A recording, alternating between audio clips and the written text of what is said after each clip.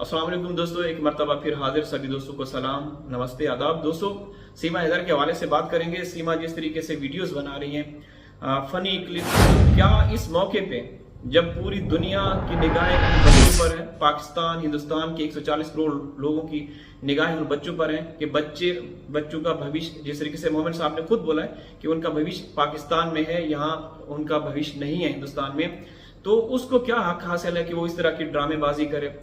एक ऐसा अभी कुछ दिन पहले जब हिंदुस्तान में पूरा हिंदुस्तान गम अलम में डूबा हुआ था, पूरा हिंदुस्तान मातम कर रहा था एक ट्रेनी डॉक्टर के हवाले से, तो ये औरत तब भी वहां के जो फनी मतलब क्रिएटर्स हैं, जो ड्रामे मतलब वीडियोस बनाते हैं या फनी क्लिप्स बनाते हैं, उन्होंने भी कम से कम 15-20 दिन, एक महीना उन्होंने अपना काम करना छोड़ दिया।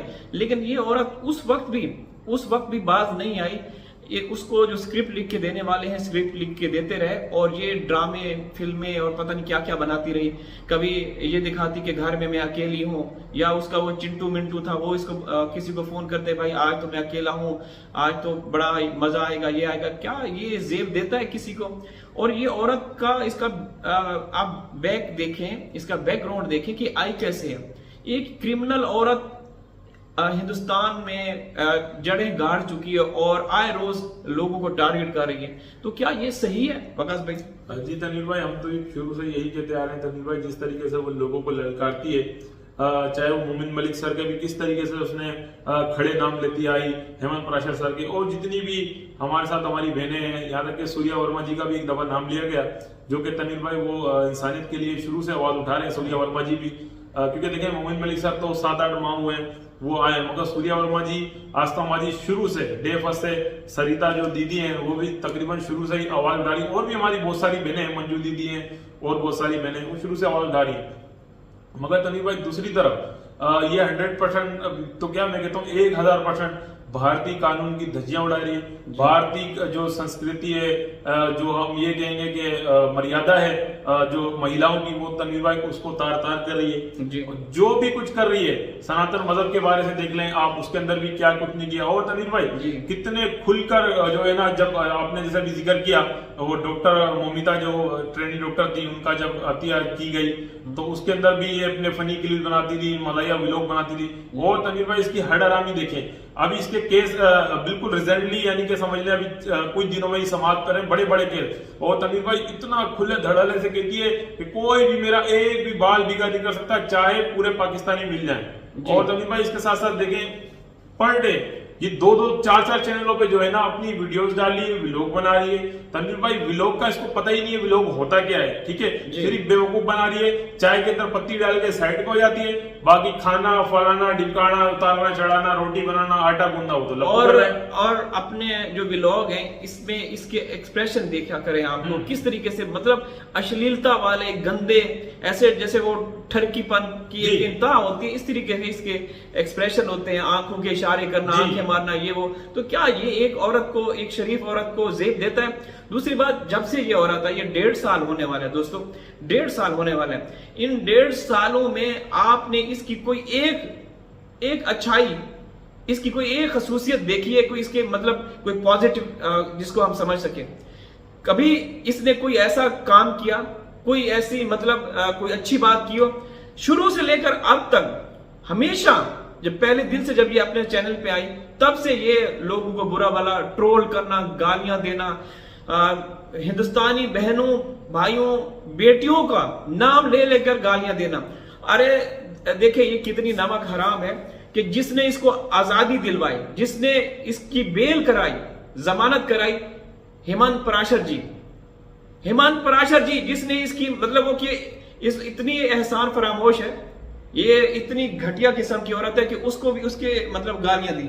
हाँ बिल्कुल तनवीर भाई, देखिए हम तो पहले ही कह रहे हैं तनवीर भाई, ये तो भारत की, हम तो पहले भी कह चुके हैं, संस्कृति के लिए भी नुकसानदेह, और तनवीर भाई भारत की सुरक्षा के लिए किसी भी वक्त ये खतरा साबित हो सकती है। और तनवीर भाई हमने तो बारहा कहा है और हम फिर अगेन कहते हैं कि अगर इसके खिलाफ जल्द अज जल्द कानूनी कार्रवाई नहीं की गई और गुलाम हैदर भाई के मासूम बच्चों को जल्द अज जल्द सुरक्षा जो इदारे हैं बच्चों के चाइल्ड। खतरा इस सेंस में वकास भाई कि कोई तीसरी ताकत जो पाकिस्तान और हिंदुस्तान की जनता या इनके आपस में ताल्लुकात या रिलेशन, या वो एक दूसरे से मोहब्बत करते हैं, या पाकिस्तान को बदनाम करना और हिंदुस्तान को बदनाम करना, कोई तीसरी कुव्वत हो सकती है। इस सेंस में आप कह रहे हैं? जी, मैं इसी सेंस में कह रहा हूँ तनीर भाई, यही कहने का मतलब है कि इसको कोई तीसरी कुव्वत भी इस्तेमाल कर सकती है तनीर भाई, क्योंकि अभी तक जो लोग समझते आ रहे हैं, कुछ लोग समझ भी रहे हैं कि इसको पाकिस्तान द्वारा भेजा गया है, जबकि ऐसा नहीं है। तनीर भाई ये सब जानते हैं, कोई भी मुल्क हो, चाहे वो पाकिस्तान हो, भारत हो, या कितने भी दुनिया के अंदर मुल्क हैं पूरी दुनिया पे जमीन पर, तनीर भाई कोई भी जो है मुल्क कोई औरत को भेज के ऐसा काम नहीं करवा सकता कि जो लोगों के माइंड में चल रहा है कि पाकिस्तान से जासूसी करने आई, ऐसा कुछ नहीं है। किसी मुल्क की आप तारीख उड़ा लें, कभी किसी ने मेरे ख्याल से महिला से कोई ऐसा काम नहीं लिया। और मैं ये मानता हूँ तनीर भाई, अगर कोई मुल्क ऐसा काम करता भी है तो फिर मैं उसको मुल्क ही नहीं मानता। वकास भाई ये भी तो देखिए ना, जहां रहती थी कराची में जी, जहां उसके अड़ोस पड़ोस में लोगों से हम लोग ने इंटरव्यू लिया, तो वहां लोगों की जो मतलब तासुरात सामने आए, उससे भी पता चला कि ये इसका चरित्र सही नहीं था। ये तो हैदर भाई को इसने धोखा दिया हुआ था। उसने, इस औरत ने, हैदर भाई कितने मासूम, भोले भाले और नेक नियत इंसान है, कितने। वकास भाई आपके पास आते रहते हैं, हमारे पास यहाँ आते रहते हैं, आपने हमारा संपर्क रहते हैं, कितने खूबसूरत दिल के मालिक हैं। तो उस मतलब कैसे उसको धोखा दे सकती है, समझ से बाहर है। तो ये आप अंदाजा लगा सकते हैं कि जब हैदर भाई जैसे इतने हीरा इंसान को, जिसको हिंदुस्तानी बहनें कोहे नूर का हीरा कहती है, उसको धोखा दे सकती है, तो आगे किसी को भी वो कर सकती है। तो कोई भी खुशफहमी में ना रहे कि जैसे सचिन के हवाले से ये भी खबरें आ रही हैं, वो तो अब उसने एक तरह से सरेंडर किया हुआ है और ये कहता है कि अब तूने मुझे फंसाया है, अब जो हमारी जांच चल रही है या हमें आगे अदालतों में जो भी पेशियां भुगतनी पड़ेंगी, तो उसमें जाहिर सी बात है हमें सजा मिलेगी। तो वो तो कहता है कि हमारे सनातन धर्म में अब उसको एहसास हो रहा है कि सनातन धर्म में ये जो हमने कांड किया है, ये जो बड़ा कारनामा सर अंजाम दिया शादी का, ये बिल्कुल अवैध है, गैर कानूनी है। क्योंकि देखें, इसके पास कोई सर्टिफिकेट नहीं है, तलाकनामा नहीं है, कोई भी जिस तरीके से हैदर भाई के हवाले से ये कहती है कि उसने मुझे तलाक दे दी थी, और कई मर्तबा खुद बोलती, फिर खुद बहुत सारी ऐसी चीजें जिसको इसने एक्सेप्ट किया, अपने आप को एक्सपोज करते रहे। भाई कभी कहती रही कि मिसाल के तौर पे हमारी, पहले तो इसने शुरू में ये कहा कि वो चले गए थे, कभी राब्ता नहीं कहा, फिर कहा कि हमारे दरमियान ताल्लुकात जो थे अच्छे नहीं रहते थे, फिर एक दफा कहा कि जो है ना हमारी डिवोर्स होने तक चले गई थी, मगर वो जो हमारे जो मेरे अब्बू थे उनकी वजह से वो हमेशा सुलह करा देते थे, तो वापसी मुझे घर आना पड़ता था। फिर आगे चल के कहा कि हमारी डिवोर्स हो गई थी। जब इससे कोई सबूत मांगा गया तो सबूत के तौर पर इसने क्या कहा कि वही वालिद जो हमेशा तलाक होने नहीं देते थे, यानी कि एक वीडियो में कह रही है, एक बयान में कह रही है कि उन्होंने कभी तलाक होने ही नहीं दी, मैं इधर से तलाक लेना चाहती थी मगर हमेशा मेरे वालिद मुझे वापसी भेज देते थे, सुलहनामा कर लेते थे। फिर क्या कहती है तलाक हो गई थी, भाई गवाह कौन है? बोलती गवाह वही है जो मेरे वालिद है, जो मर चुके हैं, इंतकाल कर चुके हैं। और अपने पिता से इसका जो प्रेम था ना, वो भी हम दुनिया को बताना चाहते हैं कि आखिरी लम्हों में जब सांसों की डोरी टूट रही थी, जो उनके वालिद मोहतरम जो कि हैदर भाई के ससुर थे, जो बिस्तर मर्ग पे थे, तो वो इसको बुला रहे थे सीमा को, लेकिन ये अपनी अयाशियों, मकारियों, चलाकियों में लगी हुई थी। वही इसकी जो बड़ी बहन रीमा है वही संभाल रही थी। और फिर ये भी कहती है कि जो घर है वो मेरे पिता ने दिया था जी। तो इसके पिता ने कहां से दिया था भाई? तुम इतनी वो लाडली थी, तुम इतनी फर्माबरदार थी कि तुम्हें दिया है, तो रीमा को क्यों नहीं दिया घर? वो तो हैदर भाई का था। जो डॉक्यूमेंट्स है वो डॉक्यूमेंट्स भी हमारे पास आ चुके हैं इसके घर के, कि ये जो सीमा ने घर भेजा था, घर किसके नाम पे था, वो सारी चीजें हमारे पास आ चुकी हैं।